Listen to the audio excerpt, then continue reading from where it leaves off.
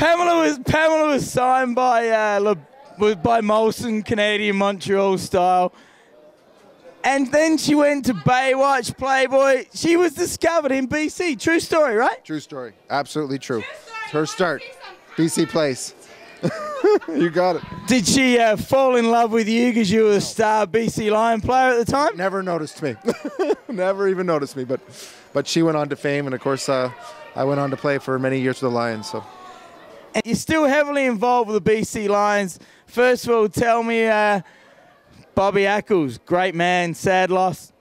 Oh, yeah. I mean, it was a brutal year losing him so suddenly and surprising all of us. I mean, I saw him on the Friday, so full of energy, and such an upbeat guy, such a positive influence, great leader for us. Next thing you know, I'm hearing that he's passed away, and, of course, a tragic loss for our club this year.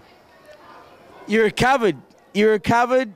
You were one play away. You were one great Buck Pearce play away from a Grey Cup berth. Disappointing to lose the Stampeders last week. Personally, they were on the 5-yard line many a time. BC, we should have converted more touchdowns and field goals. We had our chance, and it came down to the last play. Disappointing we're not here. We were good enough.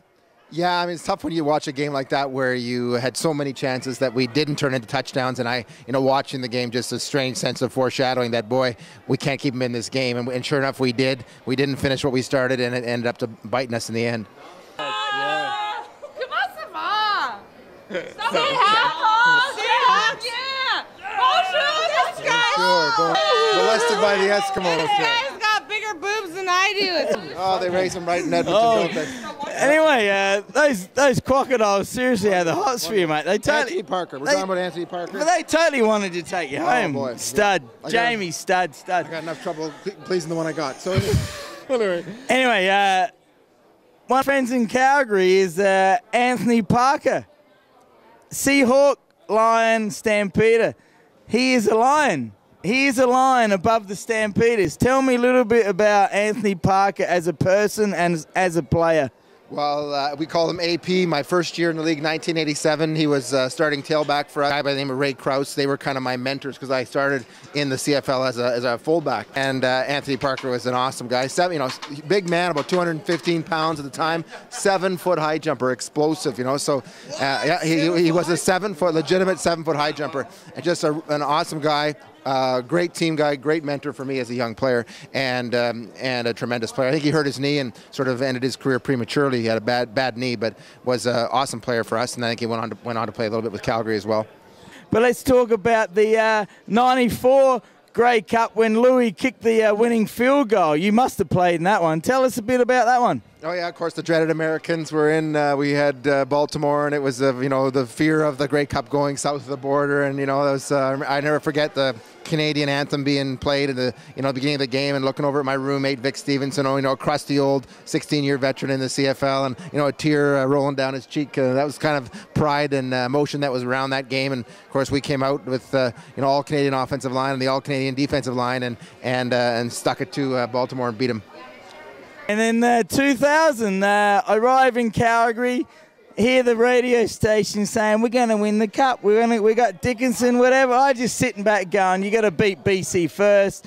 Got my media pass on the sidelines with Damon Allen. We beat the Stampeders. Dickinson got injured. We went on to beat the Montreal Alouettes in Calgary in year 2000. How was that? Huge highlight, right? Oh, another awesome run, coming out of nowhere, sort of, the underdog for sure. No one expected us to win, and we sort of came together as a team and got on a roll, and good things happened. And, of course, the year previous, Calgary had beaten us in BC, as you recall, in 1999. We were hosting the Grey Cup, and they kicked us out of our backyard, and we returned the favor the next year, kicking Calgary out of their backyard, and then going on to win the Cup against Montreal.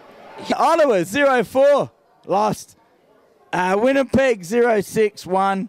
I believe you were at that stage retired and part of BC Lions hierarchy. You didn't play 0-4, eh? No, ended my career in 2002, and then just joined the Lions again sort of last year. Just finished my first year back with the Lions in the Director of Community Relation role. So, Jamie Terrace, great Lion player, Grey Cup winner twice, and BC Lions possible president now the great Bobby Ackles has died. This guy would make a great president for BC Lions. Great to see you again, and let's have a great Grey Cup, champ. Thanks a lot for your time, man. Thanks for having me on. Yeah, good to see you. Have a great weekend. Yeah. Jamie Tarras, that was cool. He was a legend Lion player, right? Oh, Jamie was a great player. He started off as a running back, was a good running back, walking back in the late 80s, and ended up being an all-star center. Great player. Canadian as well. That's even better, right? Great Canadian player, absolutely. Lion King, we're not in it, but we're going to have fun, eh? Attaboy. Eskimos got one of the best dance team, the guys. Mate, these guys are smart. What, they get to hang out with cheerleaders and party with them? Edmonton cheerleaders are awesome. So, you're one of the Eskimos cheerleaders. Tell us a little bit about catching those girls when they're 20 foot in the air and you just know that the muscles in your arms cannot let you down, and catch those Eskimo cheerleaders. Is it a lot of fun? Oh, it's great fun. That's why we've all been doing it for 10 years together. It's a lot of training. It's a labor of love, you know. And then you get to go out and do a little bit of disco dancing afterwards and being cool, like being smart, not being a dog, like being cool. Oh, no, it's all respect. We're one big family. So, you know, girls trust us with their lives. They trust us to take care of them when we go out and about partying in Montreal here. So, you know, we're gentlemen. Has any of the boys dropped them in training? Seriously, like, you drop a cheerleader, you're going to get a little bit of trouble, right? Oh, yeah, we'll get in trouble, but we always have plenty of spotters. So if they do come down or try new stuff, there's 4 or 5 people there to catch them. We're always safe. Haven't lost a girl yet. Let's have a great week, and congratulations on being one of the 10 coolest guys in Edmonton, man. Thank you much. All right. All right, cool. The Grey Cup is here! The Grey Cup is here! Myk, it's, I should say, bonjour! We are in Montreal after all, my friend. Bonjour, bonsoir. I got in yesterday at 9 o'clock, and I've been drinking my cabasse dry ever since. It's been a good trip so far, and Montreal's been wonderful for all of me and my friends. As usual, we are here at the Spirit of Edmonton at the Sheraton Hotel, and we are having a great night. The Grey Cup this year is the 96th edition. It's Montreal versus Calgary, and we couldn't have asked for a better matchup with the hometown team being on board.